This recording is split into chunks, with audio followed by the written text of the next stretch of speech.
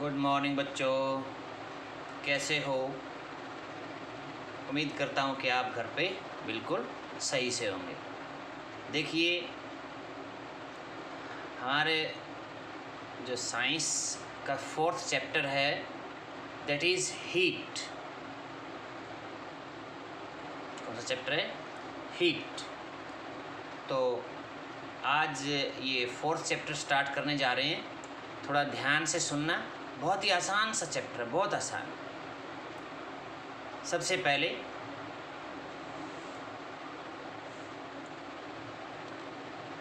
In our daily life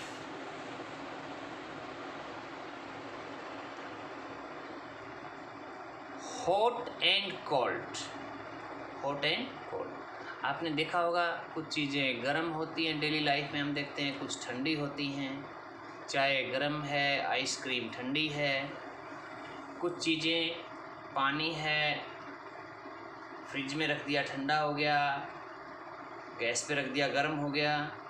मतलब hot and cold in our daily life we come across a number of objects. Some of them are hot and some of them are cold. Tea is hot, ice is cold. Some objects are hotter than others. कुछ object दूसरों से गर्म होते हैं, and some are colder than others, और कुछ दूसरों से ठंडे होते हैं. We often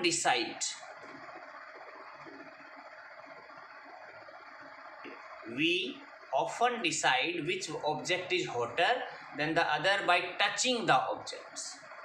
आमतौर पर टच करके कौन सा गर्म है कौन सा ठंडा है, तो हम कौन सा ऑब्जेक्ट गर्म है या ठंडा है तो उसको टच करके देखते हैं. We cannot always rely on our sense of touch to decide how hot or how cold an object is. How cold an object is. कई बार हमें पता नहीं चलता कौन सा ज़्यादा गर्म है कौन सा कम गर्म है, या कौन सा ज़्यादा ठंडा है कौन सा कम ठंडा है. तो अगर हमें उसके टेम्परेचर का पता चल जाए तो हम बता सकते हैं. The hotness of an object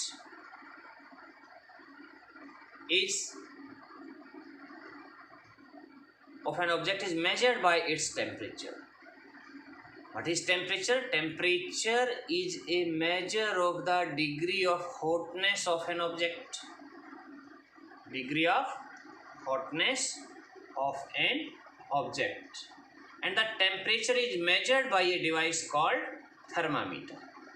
Temperature is measured by a device called thermometer. Okay?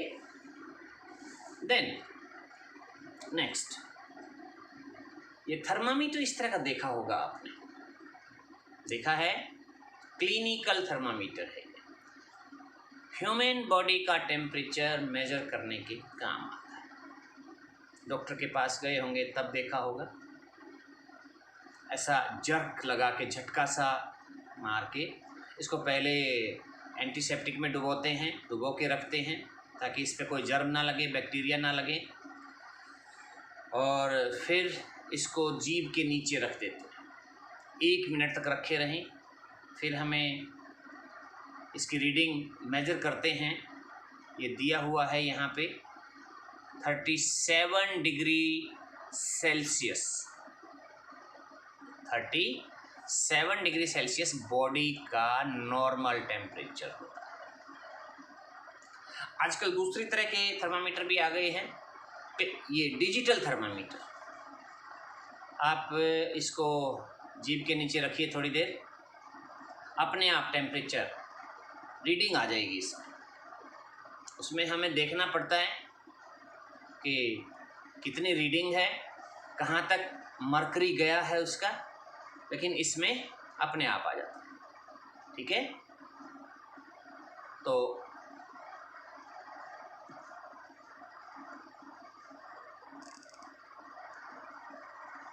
Measuring temperature को कैसे मापते हैं? The thermometer that measure the temperature of our body is called clinical thermometer. तो क्लिनिकल थर्मामीटर में क्या होता है? Clinical thermometer में क्या क्या है देखिए, आप नीचे आ जाइए। ये एक क्लिनिकल थर्मामीटर है, आपके घर में भी होगा, आजकल तो सभी रखते हैं, कोरोना का डर ज़्यादा हो गया है। देखिए ये एक बल्ब है, इसमें मरकरी होता है और ये एक बिल्कुल नैरो, क्या है ये, narrow glass tube, narrow glass tube, बहुत पतली सी। ये 35 लिखा है यहाँ पे, 36, 37, 38, 39, 40, 41, 42। ये किंक है यहाँ पर, एक ऐसे मुड़ा हुआ है ये। आपने देखा होगा डॉक्टर जब इसको यूज करते हैं तो एक बार जक देते हैं, झटका, जिससे क्या है, अगर टेम्परेचर, ये जो मरकरी है इसके अंदर मरकरी होता है बल्ब के अंदर, और ये मरकरी सारा नीचे आ जाता है। फिर इसको जीभ के नीचे रखते हैं और जीभ के नीचे रखने से टेम्परेचर से मरकरी जो है ना फैलता है, और क्या होगा, जैसे कहाँ तक आया, जितना टेम्परेचर उसको मिलेगा उतना ही वो फैलेगा। ये ऐसे नोट कर लेते हैं, 37 है, 38 है, 39 है, अगर 38 है तो हल्का बुखार हो गया है, 39 है तो थोड़ा सा ज़्यादा हो गया है, 40 है तो और ज़्यादा हो गया है, ठीक है ना। तो ये क्या है, a clinical thermometer has a long narrow glass tube, it has a bulb at one end containing mercury, mercury होता है पारा जिसको आप बोलते हैं। It has a scale called Celsius scale, marked in degree Celsius, ये छोटी जो जीरो लगाई है ये डिग्री, और C for Celsius.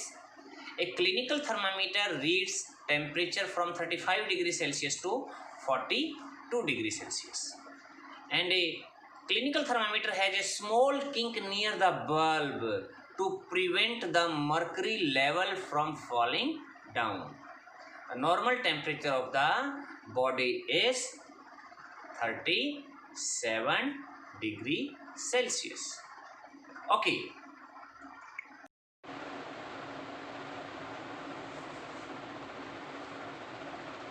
Okay.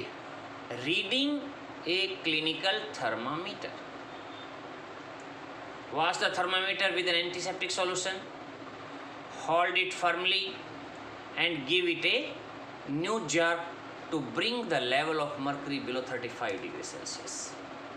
Then place the bulb of the thermometer under your tongue, अपनी जीभ के नीचे रखो.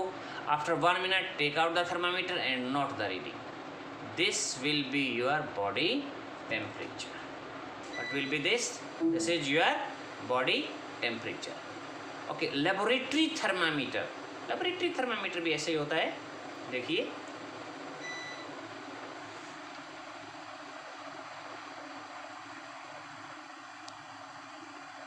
हाँ जी, इसमें भी एक बल्ब है नीचे, एक लंबा सा जो है ना मरकरी का कॉलम है, और ये -10 डिग्री सेल्सियस से 110 डिग्री सेल्सियस मेजर करता है टेम्परेचर.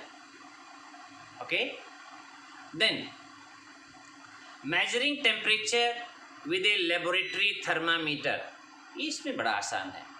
आप एक बिकर लो, बिकर में पानी लो, पानी में जो है ना थर्मामीटर डाल दो, रख दो 1 मिनट के लिए, तो फिर उसके बाद रीडिंग नोट कर लो, बस मरकरी लेवल को नोट कर लो. ठंडा पानी है टेम्परेचर कम मिलेगा, गर्म पानी है तो टेम्परेचर ज़्यादा मिलेगा. Take some tap water in a beaker, dip the thermometer in the water so that the bulb of the thermometer does not touch the bottom. हाँ, नीचे नहीं लगना चाहिए. Or the sides of the beaker. Hold the thermometer vertically. Mercury level rises. Wait till the level of the mercury becomes steady. Note the level of mercury. This will be the temperature of the water. अब है कि transfer of heat. Heat flows from a body at a higher temperature to a body at a lower temperature. किसी भी चीज में, कोई भी object है, हायर टेम्परेचर से लोअर टेम्परेचर की ओर हीट ट्रांसफर होती है. This is called transfer of heat. It is transferred in 3 different ways. Heat 3 तरह से ट्रांसफर होती है 3 वेज में. या तो कंडक्शन होगा, या कन्वेक्शन होगा, या रेडिएशन होगा. क्या क्या है वो? Conduction, convection and radiation. Heat is transferred in 3 different ways: conduction, convection, radiation. क्या है? Conduction, convection, radiation. कंडक्शन क्या होता है? Conduction is the process by which heat is transferred in solids from the hotter end to the colder end. Conduction is the process by which heat is transferred. Solids में जो heat transfer होती है ना, hot end से cold end की ओर, उसको conduction बोलते हैं.